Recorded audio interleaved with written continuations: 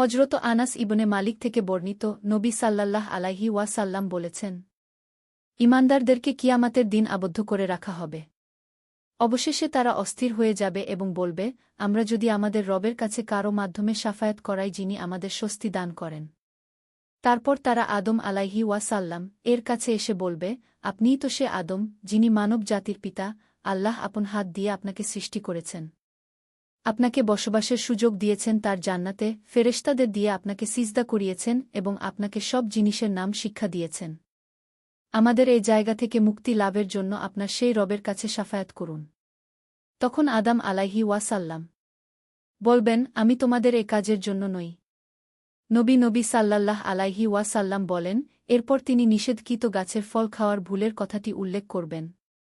তিনি বলবেন, বরং তোমরা নূহ আলাইহি ওয়াসাল্লাম এর কাছে যাও, যিনি পৃথিবীবাসীদের জন্য প্রেরিত নবীগণের মধ্যে প্রথম নবী। তারপর তারা নূহ আলাইহি ওয়াসাল্লাম এর কাছে এলে তিনি তাদেরকে বলবেন, আমি তোমাদের এ কাজের জন্য নই। আর তিনি না জেনে তার রবের কাছে প্রার্থনার ভুলের কথাটি উল্লেখ করবেন এবং বলবেন, বরং তোমরা রাহমানের একনিষ্ঠ বন্ধু ইব্রাহিমের কাছে যাও। নবী সাল্লাল্লাহ আলাইহি ওয়াসাল্লাম বলেন, এরপর তারা ইব্রাহিম আলাইহি ওয়াসাল্লাম এর কাছে আসবে। তখন ইব্রাহিম বলবেন, আমি তোমাদের এ কাজের জন্য নই। আর তিনি এমন 3টি কথা উল্লেখ করবেন যেগুলো আসল ব্যাপারের উল্টো ছিল। পরে বলবেন, তোমরা বরং মুসা আলাইহি ওয়াসাল্লাম এর কাছে যাও, তিনি আল্লাহর এমন এক বান্দা যাকে আল্লাহ তাওরাত দিয়েছিলেন, তার সঙ্গে কথা বলেছিলেন এবং গোপন কথাবার্তার মাধ্যমে তাকে নৈকট্য দান করেন। নবী সাল্লাল্লাহ আলাইহি ওয়াসাল্লাম বলেন, সবাই তখন মুসা আলাইহি ওয়াসাল্লাম এর কাছে আসবে। তিনিও বলবেন, আমি তোমাদের এ কাজের জন্য নই।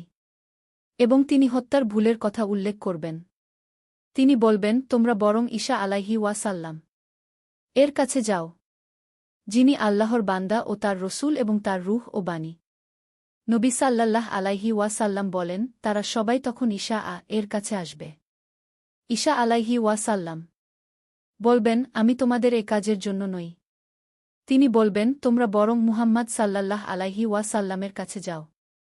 তিনি আল্লাহর এমন এক বান্দা যার আগের ও পরের ভুল তিনি ক্ষমা করে দিয়েছেন। নবী সাল্লাল্লাহ আলাইহি ওয়াসাল্লাম বলেন, তখন তারা আমার কাছে আসবে। আমি তখন আমার রবের কাছে উপস্থিত হবার অনুমতি চাইব। আমাকে তার কাছে যাওয়ার অনুমতি দেয়া হবে। তার দর্শন লাভের সঙ্গে সঙ্গে আমি সিজদায় পড়ে যাব।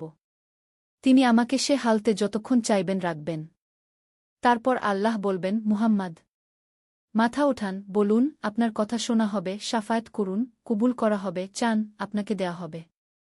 নবী সাল্লাল্লাহ আলাইহি ওয়াসাল্লাম বললেন, তখন আমি আমার মাথা ওঠাব। তারপর আমি আমার প্রতিপালকের এমন স্তব ও স্তুতি করব যা তিনি আমাকে শিখিয়ে দেবেন। অতঃপর আমি সুপারিশ করব, তবে আমার জন্য একটা সীমা নির্দিষ্ট করে দেয়া হবে। আমি বের হয়ে তাদেরকে জান্নাতে প্রবেশ করাব।